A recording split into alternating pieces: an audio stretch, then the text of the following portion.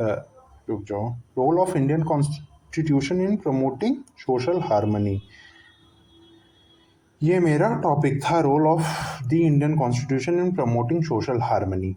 अब social harmony मेरी क्या थी, सब थीम थी। सोशल हार्मनी मेरी सब थीम थी। अब इसके ऊपर मैंने रिसर्च की। अब मैं जब 10 पेपर 20 पेपर जब मैं पढ़ा, जब मैं उसको पूरा एनालाइज किया, तो मैंने ये एनालाइज किया, मैंने ये पाया कि जितने भी ऑथर हैं उन्होंने गांधीयन पर्सपेक्टिव से सोशल हार्मनी की स्टडी की, उन्होंने यूरोपियन पर्सपेक्टिव से सोशल हार्मनी की स्टडी की। किसी भी रिसर्चर ने इंडियन कॉन्स्टिट्यूशन के कॉन्टेक्स्ट में सोशल हार्मनी की स्टडी नहीं की। तो मैंने ये गैप पाया कि इंडियन कॉन्स्टिट्यूशन के कॉन्टेक्स्ट में सोशल हार्मनी की तो स्टडी हुई ही नहीं। तो मैंने अपना ये गैप फाइंड आउट किया है। मैंने 10 पेपर पढ़े, 10 पेपर में मुझे ये गैप मिला कि इंडियन कॉन्स्टिट्यूशन के कॉन्टेक्स्ट में सोशल हार्मनी की स्टडी नहीं हुई है। तो मैं इंडियन कॉन्स्टिट्यूशन के कॉन्टेक्स्ट में मैंने सोशल हार्मनी की स्टडी करना स्टार्ट किया। अब ये देखो बेटा, स्टार्ट किया तो ये अब ये होता है आपका फर्स्ट पेज। ये मैं आपको पूरा एग्जांपल दे रहा हूँ कैसे रिसर्च पेपर लिखा जाता है। ये होता है फर्स्ट पेज। अब ये मेरा हो गया टॉपिक, ये मेरा हो गया टॉपिक।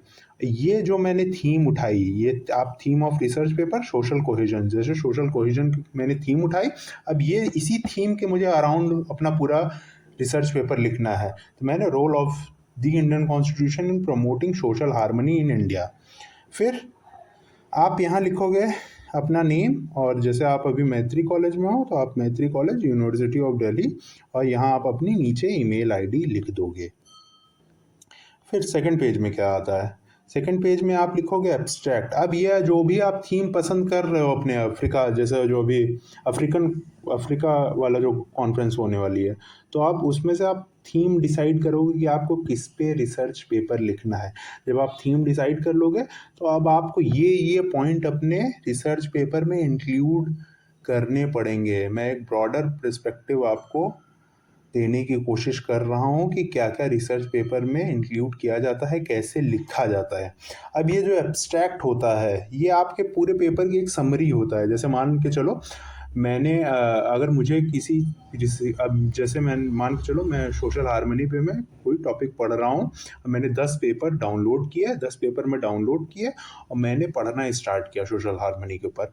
अब कई जो रिसर्च स्कॉलर्स होते हैं, आप भी जैसे रिसर्चर हो, तो आप पूरा पेपर नहीं पढ़ने बैठते हो, आप केवल एब्स्ट्रैक्ट उसका पढ़ते हो कि ये पेपर पढ़ने लायक है भी कि नहीं, जो मैं स्टडी करना चाह रहा हूँ क्या ये पेपर वो मुझे बता पा रहा है कि नहीं। तो एब्स्ट्रैक्ट आप पढ़ते हो, एब्स्ट्रैक्ट अगर जो आप स्टडी कर रहे हो अगर एब्स्ट्रैक्ट उससे मैच करता है तब आप पूरा पेपर पढ़ोगे, अगर नहीं मैच कर रहा है तो आप पेपर नहीं पढ़ोगे। ये आपको भी यही काम करना है। जैसे मान लो आपने थीम ले ली एनवायरनमेंट के ऊपर, अब अफ्रीका से रिलेटेड जितने एनवायरनमेंट प्रॉब्लम हैं वो आप 10 पेपर डाउनलोड किए, 10 पेपर का आप पहले एब्स्ट्रैक्ट पढ़ोगे कि ये पेपर किस बारे में बात कर रहा है। अब एब्स्ट्रैक्ट क्या क्या इंक्लूड करता है कि आपको केवल एब्स्ट्रैक्ट पढ़ने से ये पता लग जाता है ये पेपर क्या बताने की कोशिश कर रहा है। अब एब्स्ट्रैक्ट में जो पहला पैराग्राफ रहता है, इसको आप पूरा एक पैरा फॉर्मेट में भी, ये सिंगल पैरा फॉर्मेट में भी लिख सकते हो, और मैंने इसे 3 पैराग्राफ में मैंने इसे डिवाइड कर दिया, तो आप सिंगल पैराग्राफ में भी पूरा लिख सकते हो। अब ये जो पहला पैराग्राफ रहता है ये आपका इंट्रोडक्शन है, बेसिकली सोशल हार्मनी है क्या, आपने पेपर में क्या क्या बताया है। तो पहला पैराग्राफ आपका उस पर बेस्ड हो जाता है। फिर जो आपने रिसर्च कंडक्ट की वो कैसे की, आप बुक्स पढ़े, आप आर्टिकल्स पढ़े, आप सर्वे किए ग्राउंड पे जाके, आपने कैसे इन्फॉर्मेशन ये गेन की, तो ये सेकंड पैरा वो बताएगा। जैसे मेरी क्वालिटेटिव एंड एनालिटिकल अप्रोच मैंने यूज़ की, मैंने बेसिकली सेकेंडरी सोर्सेज का यूज़ किया, मैंने बुक्स पढ़े, आर्टिकल पढ़े, जर्नल पढ़े, न्यूज़पेपर पढ़े, इन सारे चीज़ों से मैंने अपनी इन्फॉर्मेशन गेन की। जैसे role of Indian constitution in promoting social harmony, फिर मैंने लक्ष्मीकांत पढ़ी, फिर मैंने इंडियन कॉन्स्टिट्यूशन की बियर एक्ट पढ़ी। तो ये सारी चीज़ें देखो मैंने लिखी है ना, important constitutional elements such as preamble, fundamental right, DPSP, इन सभी चीज़ों की मैंने स्टडी की। फिर लास्ट पॉइंट क्या बोलेगा? लास्ट पॉइंट आपका कंक्लूजन रहता है कि ये पेपर क्या बताने की कोशिश कर रहा है, क्या मैंने गैप फाइंड आउट किया। ये पेपर जो लास्ट वाला आपका पैराग्राफ रहेगा वो पूरा उस पे बेस्ड रहेगा। जैसे मैंने लिखा है ना, in conclusion social harmony is promoted by Indian constitution through upholding justice, defending social justice, individual right and strengthening the sense of brotherhood among individuals। तो ये जो मैंने गैप फाइंड आउट किया उसमें मैंने क्या चीज़ लिखी और क्या मैंने गैप फाइंड आउट किया, क्या मैंने सॉल्यूशन दिया उस चीज़ का। तो ये आपका जो कंक्लूजन रहेगा वो उस पर बेस्ड रहेगा। तो ये आपका हो गया एब्स्ट्रैक्ट। अब जैसे अफ्रीकन जो कॉन्फ्रेंस है, वो इंटरनेशनल जो कॉन्फ्रेंस अभी आपको मैंने भेजी, तो उसमें क्या बोला है कि वो आपका एब्स्ट्रैक्ट 1000 वर्ड तक हो सकता है, आप उसे एक्सटेंड कर सकते हो। जैसे ये वाला एब्स्ट्रैक्ट मेरा है 250 वर्ड्स में ये होगा। अब इस एब्स्ट्रैक्ट को आप और एक्सटेंड करके इसको 1000 वर्ड या 600 वर्ड या 800 वर्ड तक आप बता सकते हो। अब जैसे मैंने शॉर्ट में कई चीज़ें बताई, अब आप लॉन्ग लॉन्ग में बता देना कि आपको और डिटेल में बता देना उसे, तो वो 1000 वर्ड आपका टच कर लेगा। फिर एब्स्ट्रैक्ट के बाद आता है कीवर्ड। अब कीवर्ड लिखना बहुत ज़रूरी होता है, ये कंपलसरी रहता है कि जब भी कोई जैसे मान लो रिसर्च कर रहा हो तो ये कीवर्ड्स, जैसे मैंने मान के चलो कॉन्स्टिट्यूशन ऑफ इंडिया डाला, कॉन्स्टिट्यूशन ऑफ इंडिया वर्ड डालते ही जो मैंने रिसर्च पेपर लिखा ये वाला, ये जैसे रिसर्च पेपर मैंने लिखा तो मेरा रिसर्च पेपर तुरंत लोगों के पास आ जाएगा कि आशुतोष यादव ने ये रिसर्च पेपर, इस पे रिसर्च अपनी कंडक्ट की है। तो ये कीवर्ड्स रहते हैं। जैसे आप इंस्टाग्राम पे डालते हो hashtag trending, hashtag Delhi university, तो हैशटैग करके मैं कोई भी चीज़ डालूंगा तो मुझे लेटेस्ट में कौन से उस हैशटैग पे क्या चीज़ अपलोड हुई है तो ये मुझे पता चल जाता है। वैसे ये भी समझ लो हैशटैग है इंस्टाग्राम वाला, तो कीवर्ड हैशटैग हो गया कि मैं सोशल हार्मनी डालूंगा तो सोशल हार्मनी पे जितने पेपर होंगे मेरे सामने आ जाएंगे। फिर आपका अब देखो बेटा, रिसर्च पेपर जैसे नॉर्मल आंसर भी मैं तुम्हें बताया हूँ, इंट्रो, बॉडी एंड कंक्लूजन। तो अब ये इंट्रो से स्टार्ट होगा। अब सोशल हार्मनी, मैं इसमें क्या बता रहा हूँ, सोशल हार्मनी है क्या, मैंने इसमें ये बताने की कोशिश की है। अब ये इंट्रोडक्शन आपका 1.5 से 2 पेज आपका, जैसे वो एक वर्ड लिमिट होती है ना, तो वर्ड लिमिट 4000 वर्ड में आपको लिखना है या 6000 वर्ड में लिखना है या आपको 3000 वर्ड में लिखना है, तो आप इंट्रोडक्शन पूरा उसी हिसाब से लिखोगे। जैसे मान लो 3000 वर्ड में मुझे पूरा पेपर अगर कंप्लीट करना है तो मैं इंट्रोडक्शन बेसिकली 6 से 700 वर्ड, 6 to 700 वर्ड्स में मैं अपना कंप्लीट करने की कोशिश करूंगा।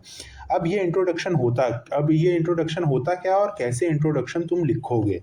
जैसे मान लो तुमने 10 रिसर्च पेपर अपने लैपटॉप पे खोल लिए। अब 10 रिसर्च पेपर का पहले तुमने एब्स्ट्रैक्ट पढ़ लिया, फिर 10 रिसर्च जो पेपर तुम खोले उसका इंट्रोडक्शन पढ़ना तुम चालू करना। जैसे मान लो एनवायरनमेंट का तुमने इंट्रोडक्शन पढ़ना चालू कर दिया, अफ्रीका के कॉन्टेक्स्ट में कैसे क्लाइमेट चेंज हो रहा है, जैसे तुमने ये पढ़ना चालू कर दिया।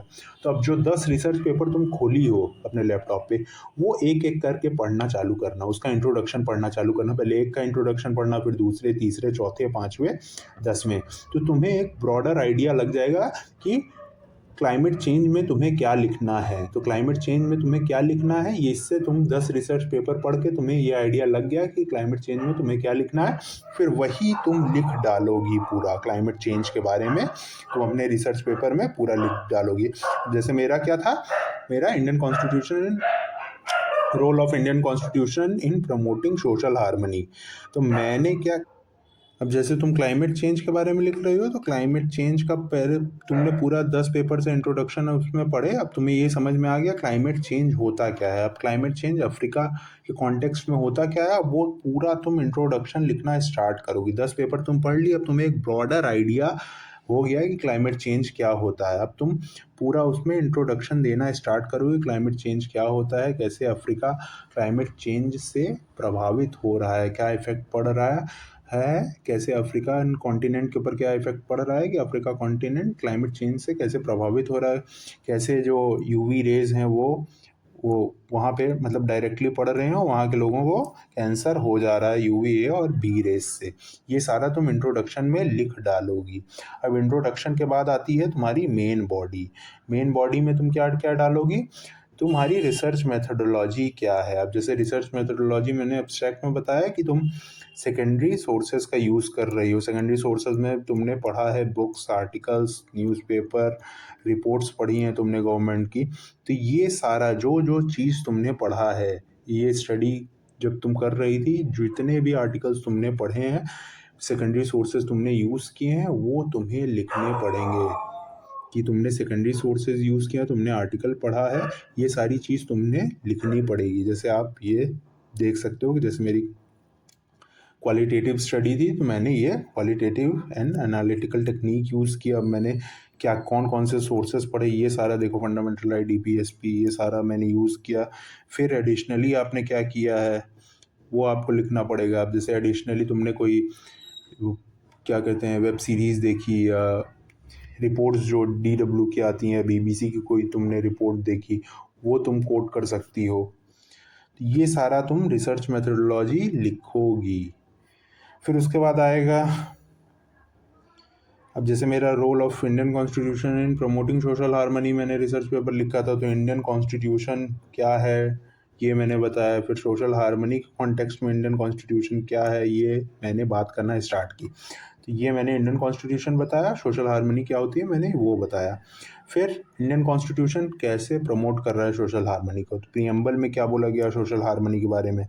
फिर फंडामेंटल राइट में क्या बोला गया सोशल हार्मनी के बारे में।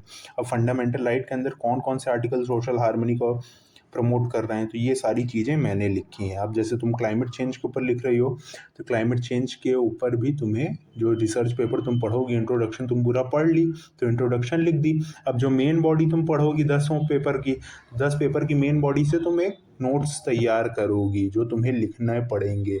अपने आप ये मेहनत तुम्हें करनी पड़ेगी, नोट्स तैयार करनी पड़ेगी।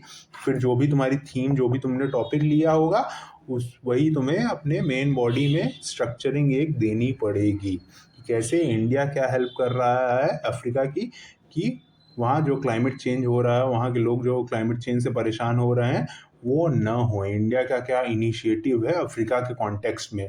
जैसे मान के चलो कि अभी G20 की समिट हुई, तो इंडिया ने अफ्रीकन यूनियन को G20 में शामिल कर लिया, और इंटरनेशनल सोलर अलायंस हो गया। इंटरनेशनल सोलर अलायंस में भी अफ्रीका को इंडिया ने पार्टनरशिप दिलाई कि आप भी इंटरनेशनल सोलर अलायंस में शामिल हो जाइए। तो ये सारी तुम जैसे इंटरनेशनल सोलर अलायंस हेडिंग डाली। अब इंटरनेशनल सोलर अलायंस में इंडिया ने कैसे अफ्रीका की मदद की, अब तुमने ये लिख डाला। G20 में कैसे इंडिया ने अफ्रीका की मदद की, तो ये तुमने ये लिख डाला। और भी जितने इनिशिएटिव्स हैं, हेडिंग डाला, लिख डाला, हेडिंग डाला, लिख डाला। तो ये आपको करना है, तो आपकी ये पूरी मेन बॉडी तैयार होगी। जैसे मैंने फंडामेंटल ड्यूटीज़ देखो, फिर फंडामेंटल ड्यूटीज़ कैसे सोशल हार्मनी प्रमोट कर रही है, तो ये सारी चीज़ें मैंने लिखी। फिर अदर कॉन्स्टिट्यूशनल प्रोविज़न मैंने लिखे, फिर ये अदर कॉन्स्टिट्यूशनल प्रोविज़न कैसे सोशल हार्मनी को प्रमोट कर रहा है, तो 3-4 मैंने प्रोविज़न डाल दिए। फिर तुम लिखोगी चैलेंजेस, क्या चैलेंजेस फेस कर रहा है। जैसे एनवायरनमेंट, अगर क्लाइमेट चेंज हो रहा है तो क्लाइमेट चेंज से क्या चैलेंज अफ्रीका कॉन्टिनेंट फेस कर रहा है। जो अफ्रीकन कॉन्टिनेंट है वो क्लाइमेट चेंज से क्या क्या चैलेंजेस फेस कर रहा है, तो ये सारा तुम लिखोगी। चैलेंज, तुम रिसर्च पेपर 10 तो पढ़ ली, अब 10 पेपर पढ़ने से तुम्हें पता चल गया कि क्या क्या चैलेंज अफ्रीकन कॉन्टिनेंट फेस कर रहा है, तो तुम चैलेंज पूरा लिख डाली। चैलेंज लिखने के बाद अब रेमेडी लिखनी पड़ेगी, क्या हो सकता है कि ये चैलेंज ख़त्म हो जाए या कम हो जाए। अब तुम रिफॉर्म बताई, मतलब वही रेमेडी बताई कि कैसे कैसे अफ्रीकन कॉन्टिनेंट में क्लाइमेट चेंज जो हो रहा है वो कैसे कम हो, कैसे ख़त्म हो, कि वहाँ के लोग परेशान ना हो क्लाइमेट चेंज जो चेंज हो रहा है। तो वो सारा तुम रिफॉर्म जो अभी जैसे पेपर पढ़ोगी तो तुम्हें पता चलता जाएगा कि क्या क्या रिफॉर्म लिए गए हैं क्लाइमेट चेंज को कम करने में, और इंटरनेशनल इनिशिएटिव क्या है, फंडिंग कौन किसको कितनी दे रहा है, ये सारा तुम रिसर्च पेपर आर्टिकल्स पढ़ोगी तो ये तुम्हें पता चलेगा। फिर कंक्लूजन लिखोगे, कंक्लूजन में जितनी भी बातें तुमने ऊपर की हैं उसको तुम्हें कंक्लूड करना रहेगा। जैसे तुम आंसर में कंक्लूड करते हो वैसे यहाँ पे भी कंक्लूड करना पड़ेगा। कंक्लूजन लिखोगी, कंक्लूजन लिखने के बाद लास्ट आता है पेज बिब्लियोग्राफी का, रेफरेंसिंग का। रेफरेंस दोगी कि तुमने जैसे 10 रिसर्च पेपर पढ़े थे तो उसकी तुम्हें रेफरेंसिंग देनी पड़ती है। अब रेफरेंसिंग के लिए क्या टूल तुम यूज़ करोगी वो मैं एक वीडियो बना के डालूँगा, तो उससे तुम देख लेना कैसे रेफरेंसिंग दी जाती है। कई सॉफ्टवेयर आते हैं और कई वेबसाइट हैं जो तुम्हें रेफरेंसिंग करना बता देंगे, बस कॉपी और पेस्ट करना रहता है रेफरेंसिंग में। तो ये जैसे मैंने 10 सोर्सेज का यूज़ किया था, तो देखो ये उसकी रेफरेंसिंग आ गई, कौन कौन से मैंने आर्टिकल पढ़े थे। ये बोरिंग हो सकता है, बहुत ज़्यादा बोरिंग हो सकता है, क्योंकि तुम्हारा ये फर्स्ट टाइम है। अब जैसे एक बार पेपर अगर लिख लोगी, कंप्लीट कर लोगी, तो नेक्स्ट टाइम से तुम्हें इतना टाइम नहीं लगने वाला है। और एआई का यूज़ कैसे करें पेपर लिखने में? एआई तुम्हें केवल आइडिया दे सकता है। जैसे तुम्हें स्ट्रक्चरिंग अपने पेपर की नहीं समझ में आ रही, तुम टॉपिक डिसाइड कर ली क्लाइमेट चेंज, मुझे अफ्रीका के कॉन्टेक्स्ट में क्लाइमेट चेंज के ऊपर लिखना है। अब तुम एआई से पूछ सकती हो कि मुझे 10 टॉपिक बताओ अफ्रीका के कॉन्टेक्स्ट में क्लाइमेट चेंज के ऊपर। वो तुम्हें 10 टॉपिक बता देगा एआई, चैट जीपीटी तुम्हें बता देगा। अब तुम कोई एक टॉपिक उठा लो जो भी तुम्हें पसंद आ रहा है। अब तुम एक टॉपिक उठाई, अब एक टॉपिक के ऊपर तुम उससे पूछो कि स्ट्रक्चरिंग इसकी कैसे करें अगर मुझे रिसर्च पेपर इसके ऊपर लिखना है। तो आपको वो पूरा एब्स्ट्रैक्ट से लेकर इंट्रोडक्शन, मेन बॉडी में क्या आना चाहिए और कंक्लूजन में क्या होना चाहिए, वो तुम्हें पूरा एक स्ट्रक्चरिंग प्रोवाइड कर देगा। इससे तुम हेल्प ले सकती हो कि हाँ भाई, इस तरह मुझे स्ट्रक्चरिंग अपने रिसर्च पेपर की करनी है। अब स्ट्रक्चरिंग तुम्हें आ गई, तो स्ट्रक्चरिंग आने के बाद जो तुम रिसर्च पेपर 10 तो पढ़ी होगी, उस वही चीज़ तुम्हें उसके अंदर डालनी पड़ेगी जो मैं ऊपर बता चुका हूँ, इंट्रोडक्शन, बॉडी एंड कंक्लूजन में। एआई से केवल तुम हेल्प ले सकती हो, एआई से पूरा पेपर नहीं लिख सकती हो, क्योंकि अगर पेपर चेक हो गया, अगर उसमें प्लेजरिज्म मतलब चीटिंग, कि आपने किसी का सामान उठाया उसको क्रेडिट नहीं दिया, कि अगर तुम पूरा किसी से छाप के लिख रही हो, पूरा चीटिंग करके लिख रही हो, तो वो सॉफ्टवेयर जो उन लोग के पास रहेगा, टर्निट और भी कई सॉफ्टवेयर आते हैं, उस पर पता चल जाएगा कि तुमने पेपर कहीं से लिखा है, तो तुम्हारा पेपर एक्सेप्ट ही नहीं किया जाएगा। तो इसे अपने आप लिखना पड़ेगा। अब मैं बता रहा हूँ कि आपको कैसे रिसर्च पेपर मिलेंगे, कि आपकी जैसे क्लाइमेट चेंज के ऊपर तुम स्टडी करने वाली हो, वो तुम्हें कैसे मिलेगा। तो तुम्हें जाना है, गूगल क्रोम ओपन करना है, गूगल क्रोम पे तुम्हें आ जाना है गूगल स्कॉलर पे। गूगल क्रोम पे गूगल स्कॉलर सर्च करोगे, गूगल स्कॉलर का इंटरफेस इस तरह खुल के आएगा। गूगल स्कॉलर पे तुम जैसे मान के चलो क्लाइमेट चेंज इन अफ्रीका तुम लिख रही हो, क्लाइमेट चेंज इन अफ्रीका।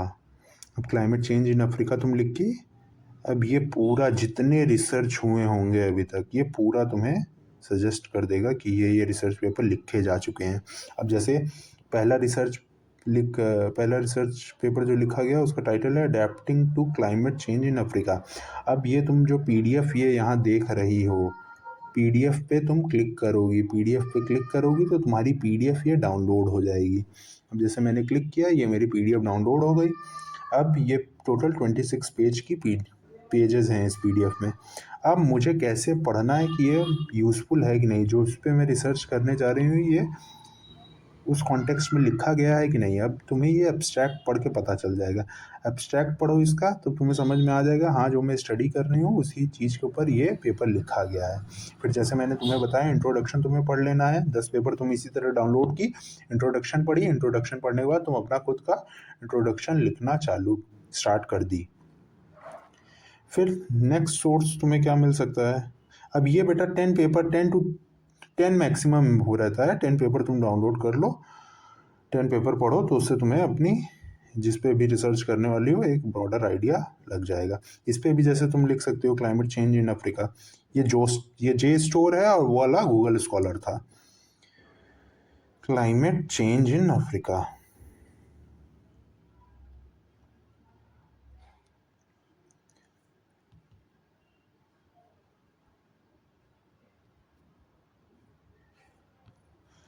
अब ये देखो, आई एम नॉट रोबोट,